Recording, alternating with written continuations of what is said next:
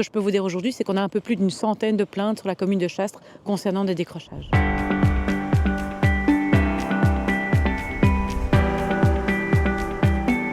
De manière générale, on invite les gens, depuis ce boom du photovoltaïque, les personnes qui subissent des décrochages, on les invite à nous signaler leur décrochage à travers un parcours client, je dirais, qui est tout à fait simplifié. Une fois que ce signalement est fait, on propose la pose du compteur communicant si le client n'en a pas encore. Et c'est vraiment grâce à ces données-là qu'on peut voir en effet le nombre de décrochages et qu'on peut trouver les solutions, les meilleures solutions pour régler ces problèmes.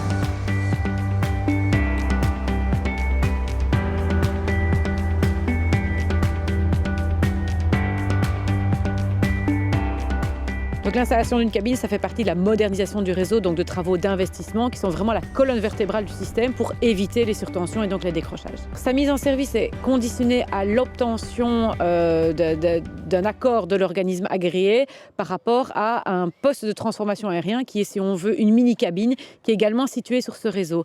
Dès qu'on aura ce permis, si vous voulez, de l'organisme agréé, on pourra mettre en service la cabine et on estime la mise en service à fin août, début septembre. C'est un investissement financier qui est très important, mais c'est aussi un investissement, comme vous le dites, qui prend du temps.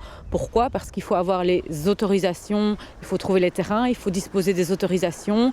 Donc tout ça, c'est des processus qui prennent parfois jusqu'à 2 ans. Il y a d'autres travaux qui ont déjà été effectués et d'autres travaux qui sont prévus au niveau de la commune de Chastres pour aider à résoudre ces problèmes. En 2026, il y a des modifications du réseau basse tension existant qui sont en cours et qui sont prévues, notamment la rue des Chênes et dans la localité de Saint-Géry. En 2027, on a d'autres solutions qui sont à l'étude, donc notamment l'ajout d'une cabine à la rue des Fontaines, rue de Godepont, et alors une modification du réseau aérien basse tension à la rue Prosper-Bouffiou, qui sont de nouveau des solutions d'investissement et les meilleures solutions pour moderniser et optimiser le réseau.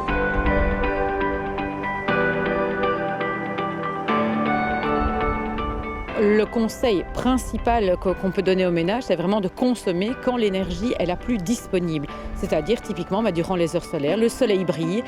Chacun peut programmer maintenant ses appareils ménagers, ses bornes de recharge électrique s'il a un véhicule électrique. Donc c'est vraiment de consommer au moment où le soleil brille et où l'énergie est là. Et ça vaut pour l'ensemble des ménages, pas seulement pour ceux qui ont des panneaux sur le toit de leur maison. Est-ce encore raisonnable de faire installer ou d'installer des panneaux photovoltaïques dans des zones à risque ?